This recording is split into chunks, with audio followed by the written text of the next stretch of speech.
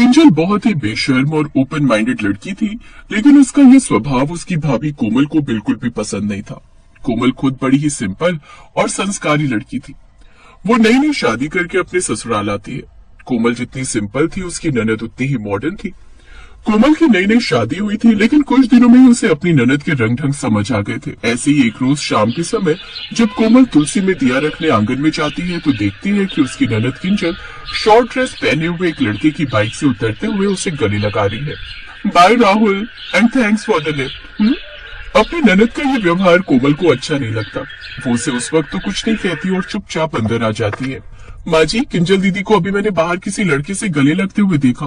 अभी वो कुंवारी है, उन्हें ये सब शोभा नहीं देता। आस पड़ोस के लोग उन्हें देखेंगे तो क्या सोचेंगे। बहू, सच में आज के जमाने की होकर भी तेरी सोच कितनी पुरानी है। अरे कॉलेज का दोस्त छोड़ने आया होगा तो वो उसे थैंक यू बोल रही होगी, इसमें कौन सी बड़ी बात है। तभी वहाँ किंजल आ जाती है। भाभी, माँ को भड़काना बंद कीजिए और आप मेरी लाइफ और मेरी चीजों से जितना दूर रहे उतना ही अच्छा होगा आपके लिए। अभी कुछ समय पहले ही आई है, लेकिन आप शायद जानती नहीं कि मैं अपनी लाइफ अपने हिसाब से जीती हूँ, तो मेरे मामले से दूर ही रहना, समझी। ये कहकर किंजल वहां से चली जाती है। किंजल और कोमल दोनों एक दूसरे से बिल्कुल अलग थी, इसलिए अब उन दोनों में बनती भी बहुत कम थी। किंजल रोज कॉलेज से बड़ी देर से आती और जब आती तो हर बार कोई ना कोई नया लड़का उसको ड्रॉप करने आता। उफ, ना जाने माँ जी को अपनी बेटी की जरा भी फिक्र क्यों नहीं है। माना कि आज के जमाने में मॉडर्न होना जरूरी है, लेकिन इतना भी नहीं कि सब कुछ देखते हुए भी आंखें ही बंद कर लो। माँ जी तो कुछ समझेंगी नहीं। शाम को अजीत जी से इस बारे में बात करती है। शाम को कोमल अपने पति अजीत से अपनी ननद के बारे में बात करती है। देखिए, मैं कहती हूँ कोमल अब बड़ी हो गई है और लड़की की उम्र होते ही उसके हाथ पीले कर दिए जाएं तो सही रहता है। हाथ पीले? ओह गॉड कोमल, अभी वो बच्ची है, उसकी ग्रेजुएशन भी पूरी नहीं हुई अभी। कॉलेज की पढ़ाई पूरी होने दो, फिर आराम से ढूंढेंगे उसके लिए कोई अच्छा लड़का। तब तक ढूंढने लायक छोड़ेगी तभी तो ढूंढोगे ना। उसके रंग ढंग देखकर तो मुझे लगता है कि वो खुद किसी दिन शादी करके ना आ जाए। ऐसे कुछ दिन बीत जाते हैं। एक रोज, क्या बात है, बहुत गर्मा गर्म आलू के पराठे और वो भी बूंदी रायते के साथ। वाह वाह, मजा आ गया। हाँ बहू, बड़ा मजा आ गया। माँ जी, ननद जी कहाँ है? अपने कमरे में सो रही होगी। आज संडे है तो आराम से उठेगी, लेकिन 9 बज गए। जा उठा दे उसे अब। अपनी सास की बात मानकर कोमल अपनी ननद को उसके कमरे में बुलाने जाती है कि तभी उसे किसी के गुनगुनाने की आवाज आती है। तो तुम मुझसे कौन सा बच जाओगे गौरव? ऐसा रंग लगाऊंगी कि तुम भी मुझसे बच नहीं पाओगे। अच्छा, वो तो होली वाले दिन ही पता चलेगा कि कौन किसको कैसे रंग लगाता है। तभी कोमल बाहर बालकनी में पहुंच जाती है। ओह गॉड, फिर आ गई कबाब पे हड्डी। इतनी नजर तो मेरी माँ नहीं रखती जितनी ये रखती है। जीना मुश्किल कर दिया इन्होंने तो। क्या हुआ ननद जी, कुछ कहा क्या तुमने? नहीं, कुछ नहीं कहा। कहिए, आप क्यों आई है यहाँ? चलिए, नाश्ता लग गया। वैसे आप सुबह सुबह बालकनी में क्या कर रही थी? योगा करने आई थी। आपसे मतलब? ऐसे कुछ दिन बीत जाते हैं और अब होली का त्योहार पास आ जाता है। कोमल की सास उससे कहती है, कोमल बहू, तुम्हारे अपने ससुराल में पहली होली है ना, तो वो खूब धूमधाम से होनी चाहिए। मैंने घर में एक बड़ी पार्टी रखी है, सबको बुलाएंगे। उसकी तैयारी के लिए चलो बाजार चलते हैं। तुम अपने लिए नए कपड़े भी ले लेना। हाँ हाँ माँ, मैं भी चलूंगी। मुझे तो होली बहुत पसंद है और मैं भी अपने लिए शॉपिंग करूंगी। किंजल भी उनके साथ शॉपिंग पर चली जाती है, जहाँ बाजार में हर तरफ होली की रंगत थी। तरह तरह के रंग, पिचकारी और कपड़े मिल रहे थे। ये वाला सूट देखो, कितना अच्छा है। ये आप पर खूब खिलेगा मैडम। ठीक है, आप इसे पैक कर दीजिए। हाँ, मुझे तो ये वाली व्हाइट वेस्टर्न ड्रेस पसंद है, मैं इसे ही लूंगी और साथ में चश्मा भी। लेकिन ननद जी, होली पर आप सूट सलवार पहने तो वो ज्यादा ठीक लगेगा। वहाँ कितने तरह के लोग आते हैं और ऐसे कपड़े। ओह गॉड भाभी, आप फिर अपना ओल्ड फैशन लेकर शुरू मत हो जाना। कोमल चुप हो जाती है। कुछ देर बाद वो सब शॉपिंग कर वापस घर आ जाते हैं। ऐसे होली का दिन आ जाता है। कोमल सुबह जल्दी उठकर होली की तैयारी कर लेती है, तो वही किंजल भी शॉर्ट ड्रेस पहनकर तैयार हो जाती है। आज लग रही हूँ मैं एकदम पटाखा। आज तो सब मुझे देखते ही रह जाएंगे। कोमल भी अपने पति के पास जाकर उसे रंग लगाती है। ये लीजिए जी, हैप्पी होली। तुम्हें भी यहाँ की पहली होली मुबारक हो। चलो अब जल्दी से चलते हैं, सब मेहमान आते ही होंगे। उनके घर में मेहमान आने शुरू हो जाते हैं, जिसमें किंजल के दोस्त और पड़ोस का गौरव भी रंग लगाकर वहां पहुंच जाता है और किंजल के चेहरे पर रंग लगाता है। Happy Holi baby. Happy Holi YouTube. चलो अब साथ में डीजे पर डांस करते हैं।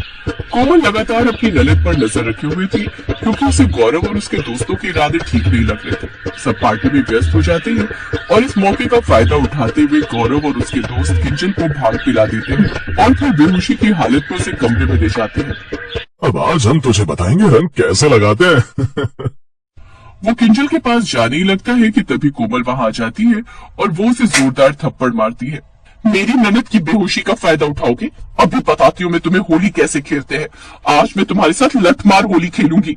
कोमल उन सबको डंडों से मारते हुए बाहर ले जाती है और सारी बात सबको बताती है। सब उन सबकी खूब पिटाई करते हैं।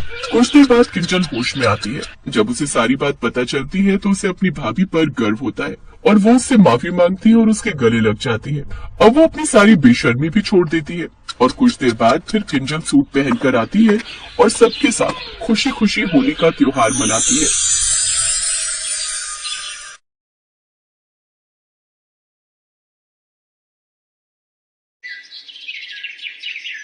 भाभी वो देखो, वहां तक वो सारे खेत अपने हैं। अच्छा, तो सब में खेती होती है? नहीं, पापा के जाने के बाद खेती नहीं होती, पर जब पापा थे ना तब कभी गेहूं तो कभी सब्जियां उगाया करते। वैसे हुआ क्या था पापा जी को? 3 साल पहले की बात है। हम सब खाना खा रहे थे। मैंने पापा को खाने के लिए आवाज लगाई पर वो नहीं आए और जब मैं उनके कमरे में गई तो वो उल्टे पड़े थे। डॉक्टर ने बताया कि उन्हें हार्ट अटैक आया था और फिर 1 साल बाद माँ भी उनके दुख में चली गई। फिर बड़े भैया और बबीता भाभी पर ही मेरी और विशाल भैया की जिम्मेदारी आ गई। ओह अच्छा, पर तुम दुखी मत हो, अब मैं आ गई हूँ ना, अब हम हमेशा खुशी खुशी रहेंगे। साक्षी की बात सुनकर उसकी इकलौती ननद रितिका मुस्कुरा दी। बस 2 दिन पहले ही साक्षी की शादी रितिका के भाई विशाल से हुई थी। साक्षी बहुत ही सुलझी हुई लड़की थी और दोनों ननद भाभी की खूब पट रही थी। दोनों छत पर काफी देर से बातें कर रही थी कि तभी साक्षी को उसकी जेठानी की आवाज सुनाई दी, जो चिल्लाकर रितिका को बुला रही थी। बबीता का इतना बुरी तरह चिल्लाना साक्षी को अच्छा नहीं लगा और फिर, ये भाभी बुला रही है क्या तुम्हें? हाँ, अब मुझे जाना पड़ेगा वरना बड़ी भाभी बहुत गुस्सा करेंगी। अब आप बैठो, मैं जाती हूँ। कहाँ गई थी तू? वो भाभी, वो मैं वो छत पर छोटी भाभी के साथ। अच्छा, ज्यादा आवारा हो रही है, शाम होने को आ गई, खाना कौन बनाएगा? बबीता की बात सुनकर साक्षी को बहुत बुरा लगा। उसने तुरंत आगे बढ़कर कहा, रुको रितिका, भाभी खाना मैं बना दूंगी। ओह अच्छा, ऐसा है, बड़ा लाड आ रहा है अपनी ननद पर। आज रहने दो, शाम को मोहल्ले की औरतें तुझे देखने आ रही हैं। एक बार ये सब निपट जाए फिर आना रसोई में। छोटी भाभी आप जाओ ना, अब हमेशा वही तो बनाती हूँ रात का खाना। हाँ तो एहसान करती है क्या? चल जा चुपचाप रसोई में और जाकर दूध उबाल देना सबसे पहले। रितिका डरी सहमी सी रसोई में चली गई और साक्षी गुस्से से लाल होकर अपने कमरे में चली गई। उसे अपनी जेठानी पर बहुत गुस्सा आ रहा था। थोड़ी देर बाद साक्षी ने रितिका को अपने कमरे में बुलाया। तुम सारा दिन घर का काम करती रहती हो तो पढ़ती कब हो? पढ़ने के लिए ज्यादा टाइम तो नहीं मिलता भाभी, पर पहले जब माँ थी ना तो पता है मैं क्लास में हमेशा फर्स्ट आती थी।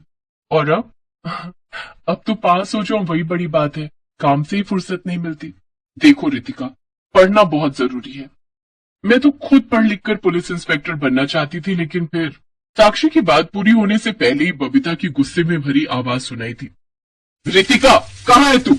ठहर जा, आज तेरी खैर नहीं। अरे कमबख्त, कहाँ मर गई? क्या हुआ? भाभी इतने गुस्से में क्यों है? मुझे नहीं पता, पर मुझे बहुत डर लग रहा है भाभी।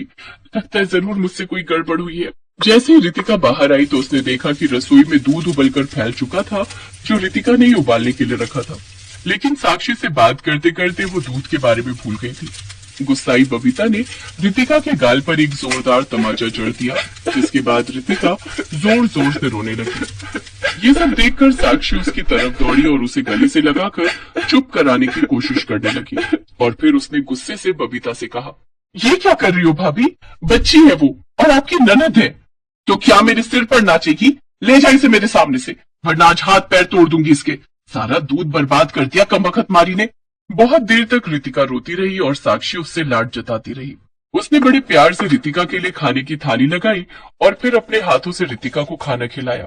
इससे रितिका को बहुत अच्छा लगा और फिर अगले दिन, साक्षी, ओ साक्षी। हाँ भाभी, क्या हुआ? रितिका तुम्हारे कमरे में है क्या? नहीं तो। वो स्कूल से नहीं आई क्या अभी तक? नहीं, अभी तक नहीं आई, कामचोर कहीं की। भाभी कल आपने उसे चाटा मारा था, कहीं वो कुछ कर न बैठी हो। आप जल्दी मेरे साथ स्कूल चलो। बबीता और साक्षी तुरंत रितिका के स्कूल पहुंचे तो पता चला कि वो तो उस दिन स्कूल आई ही नहीं थी। लगता है वो आपकी मार की वजह से कहीं चली गई है। मेरी मार की वजह से नहीं, जरूर वो किसी के साथ भाग गई होगी। कैसी बात कर रही हो भाभी, अभी वो बच्ची है। कोई बच्ची बच्ची नहीं है, वो किसी के साथ चक्कर रहा होगा सो भाग गई उसके साथ। वैसे ठीक ही हुआ, कौन शादी वादी करता उसकी, फालतू का खर्चा।